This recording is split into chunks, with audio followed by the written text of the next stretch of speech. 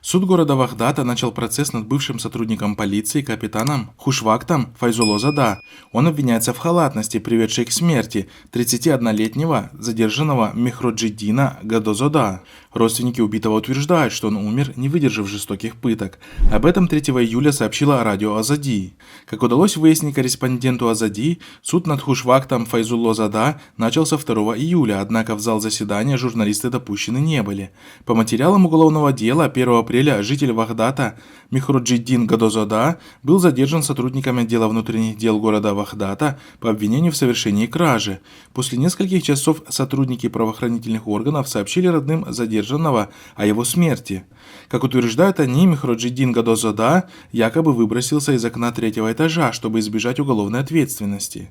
В свою очередь, адвокат семьи убитого Салимджон Сайфуллоев усомнился в результатах экспертизы. Относительно результатов экспертизы по уголовному делу хочу отметить, что на ногах, ребрах и плечах Мехроджиддина повреждений не обнаружено, что свидетельствует о несоответствии судебно-медицинской экспертизы обстоятельствам дела, так как у человека весом 75-80 кг, упавшего с высоты 9-10 метров, обязательно были бы травмы ног и ребер. У него есть физические травмы лица и шеи, которые могут возникнуть, когда человека тащат по полу, считает юрист.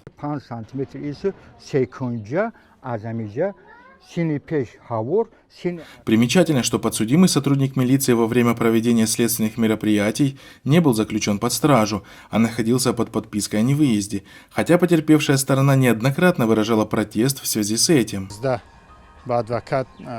Напомним, что таджикские правозащитники регулярно бьют тревогу по поводу того, что выбивание показаний через пытки является неотъемлемой частью механизма работы таджикских силовиков.